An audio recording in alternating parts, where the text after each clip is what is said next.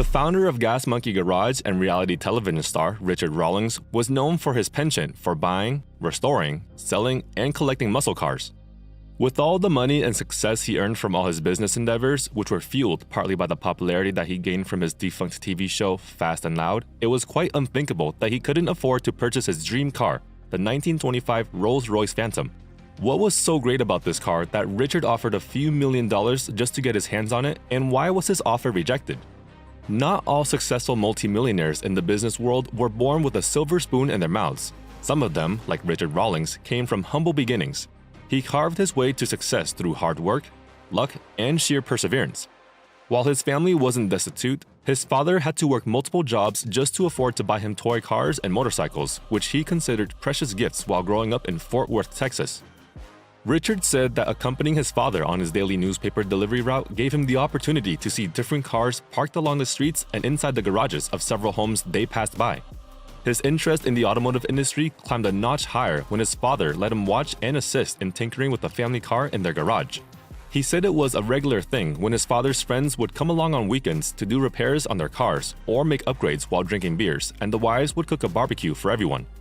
Just like his father, Richard was utterly fascinated with cars even as a teenager, and so he worked odd jobs to save up for his first car, a 1974 green-colored Mercury Comet, which he bought when he was 14.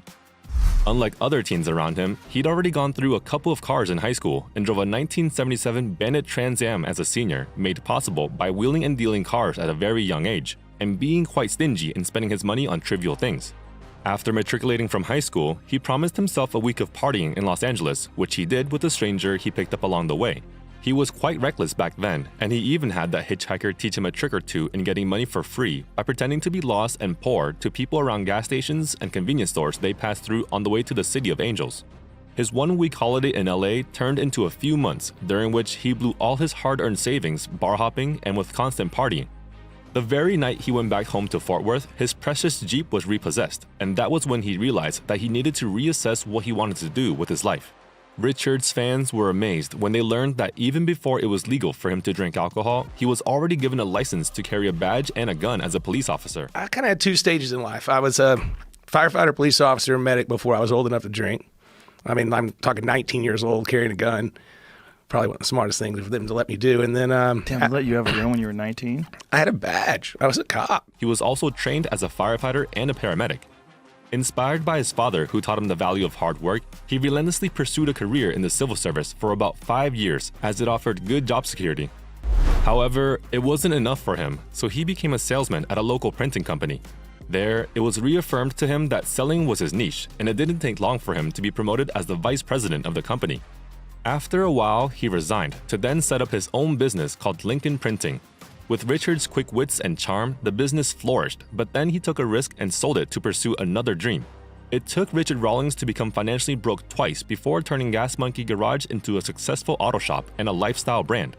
Assisted by a skilled crew, he bought rundown cars, restored or customized them, and then sold them.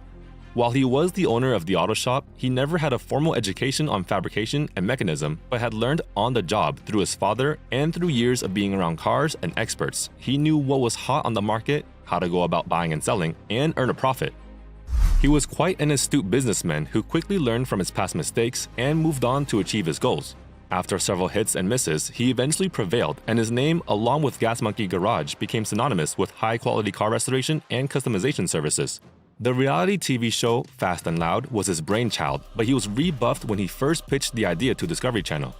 Everyone wanted the American Chopper style of doing things on screen, with all the cussing and fighting, which appealed to male viewers, but Richard had a different opinion. While he loved it, the business side of him lamented that there was a huge proportion of viewers who those shows failed to tap. His idea was to create a TV car series that could be perceived as safe for family, interesting and amusing, yet remain appropriately cool for the gearheads. It took him 8 long years before the cable channel said yes to his idea. After a year and a half on TV, Richard insinuated that some of the higher-ups in the network took the credit for it and claimed to be the geniuses behind it. It ran for 16 seasons from 2012 up to 2020 and ended when his contract with Discovery was finished. Richard knew that with the success of Fast and Loud, which brought immense popularity to his name and Gas Monkey Garage, any business that he opened would likely attract many customers. He invested in a restaurant with a live music bar called Gas Monkey Bar and Grill in 2013 and a venue hall called Gas Monkey Live situated in Dallas. He also produced alcoholic and energy beverages, which his fans knew was right up his alley as he loved to drink a cold beer in his auto shop. Instead of producing a beer or partnering with a successful one, he introduced the Gas Monkey Cinnamon Tequila, a 69-proof alcoholic drink which was served in his restaurants. The drink, Gas Monkey Energy, catered to those who wanted a healthy drink. However, while these investments initially brought success to him, Richard was embroiled in a lawsuit with his former partners in the restaurant business. Richard was no different from the other gearheads out there. His fascination with muscle cars became an obsession, and it steered him to make lots of money out of it. Over the years, he collected those that held his interest, which numbered around 50 cars, and placed them in a huge section of his Gas Monkey garage called the Monkey Trap. In 2022, he auctioned off close to 30 cars through the digital auction platform Bring a Trailer. Of these, the most interesting were the red finished black vinyl upholstery 1962 Chevrolet Corvette, sold for $60,000. The purple metal flake finished Ford Model T Custom, popularly dubbed as King T, sold for $75,000. And the gold metal flake finished 1932 Ford 5-window coupe hot rod sold for $55,000. The online auction was held for a day, and Richard generated over $1 million from it. The highest bid was for a 1993 Toyota Supra Turbo for $120,000, and the lowest for the 1957 Ford F100, which catered to builders and was sold for $8,000. He kept around 10 cars that held sentimental value. Some were his dream cars that he couldn't let go of. There were cars that he dreamed of having while he was growing up, or even while earning a living, but weren't a priority at that time. Many years later, Richard was lucky enough to be given the chance to pursue them and eventually buy most of them, but still failed to acquire some due to lack of time, money, or both.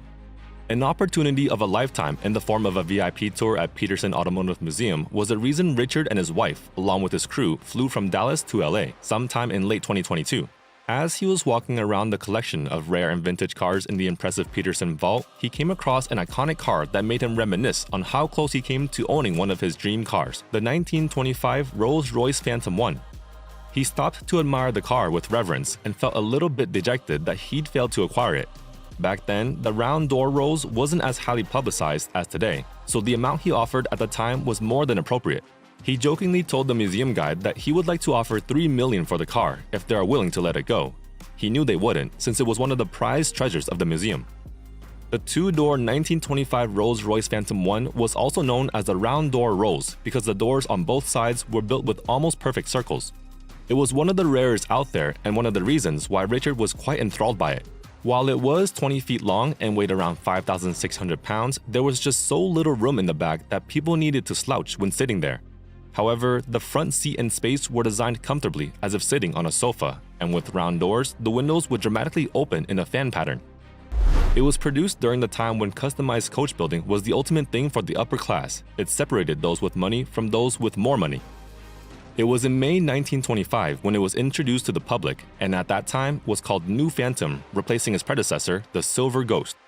Pre-World War I, Rolls-Royce cars would only deliver the chassis, and it was up to the owner to have it delivered to a coach builder. With that particular Phantom 1, the original body was a 4-door cabriolet built by Hooper, which the original owner didn't like, and was resold to the Raja of Nagpur in India. By 1934, it had found its way to another coach building shop, the John Keir Carrossiers of Belgium, and they redid everything, transforming it into a 2-door coupe with bullet-shaped headlights and a long vertical tail fin along with flowing fenders. The new design won the Prix de Cannes award at the Cannes Concours d'Elegance in 1936 and was subsequently owned by several people over the years. It found its way to the US and was later bought by a Japanese collector in the 1990s. Unfortunately, in 2001, it was founded by people from the Peterson Automotive Museum in a New Jersey junkyard in a dilapidated condition. The museum immediately acquired and restored it to its former glory. The Gas Monkey garage owner shared that moment he saw the car at one of the concours events sometime in the early 2000s. His eyes were immediately drawn to it and he fell in love. He talked with the representatives of Peterson Automotive Museum who were there at that time and asked if it was for sale. They said it could be and asked him how much he would offer for it. Richard was thinking at that time that the museum needed money for the upkeep and other essentials, so felt that there was a huge chance he could take it home. However, he wasn't a multi-millionaire yet, as he was just starting to establish his garage, but tried his best to convince them. He offered $1 million for it, and they shook hands in agreement. However, when he returned the following day, the Peterson officials said that they wouldn't sell it for that price, and so Richard added another $1 million. It didn't matter to him that he didn't have enough money back then, but he was quite obsessed with the car and said that he would beg, borrow, or steal just to get the car back to Dallas. However, Peterson still said no to the offer. One could only guess why they reneged on the initial deal. Perhaps realizing that it was futile to try to buy it, Richard stopped making offers. That wasn't the only car he was interested in that he failed to purchase, by losing a bid during an auction, or it was just a case of missed opportunity. One of them was the former car of Pope John Paul II, a 1975 Ford Escort GL, which was auctioned in 2005 and sold for $690,000. It wasn't really the car that captured Richard's interest, but the papal accessories that were left by the late Pope in the glove compartment, specifically the carved wooden rosary beads. Most of the bidders were aiming for that as well, but a multi-millionaire from Houston outbid them all, including Richard. The value of an item previously owned by the Supreme Pontiff was priceless to Catholics or other Christians, as they would feel quite blessed to have it. As people age, most of the dreams and aspirations they had in their minds would change, but Richard's ultimate dream car, or what he fondly called his favorite car for life, remained the same, a Lamborghini Miura. In September 2022, Richard and his team, along with Big Chris of Mr. Smith LLC Automotive Marketing and Strategies, went to London for the annual car show Petrolheadonism. They also referred to it as the Petrolheads Playground, where people got to meet automotive influencers and see various types of cars, including the classics, hypercars, motorsport, and muscle cars. He was there to participate in the 2-day event, and someone gave him the keys to one of his dream cars, a Lamborghini Miura, to drive it around from the hotel to the car show venue. Richard felt Christmas came early and said, "Now if only I could just drive back to Dallas with it, I'd steal it." With only about 10 cars in his personal collection, he was already thinking of adding more to replace what he'd sold the previous year. He wanted to build a new collection with Porsches, Lamborghinis, Mercedes, and other investment cars. Richard had already started buying and was planning how to customize them to his liking before adding them to his monkey trap collection. The goal of including the 1925 Rolls-Royce Phantom 1 in his collection might be unattainable or even highly improbable for now, but never impossible to achieve. The story will no doubt continue. Thank you for spending some time with us. Make sure to like and subscribe so you never miss another video. We also handpick these videos which we recommend you watch next. You can talk to us on all social medias or ask a question in the comments below. Thank you for being with us, and we'll see you back tomorrow.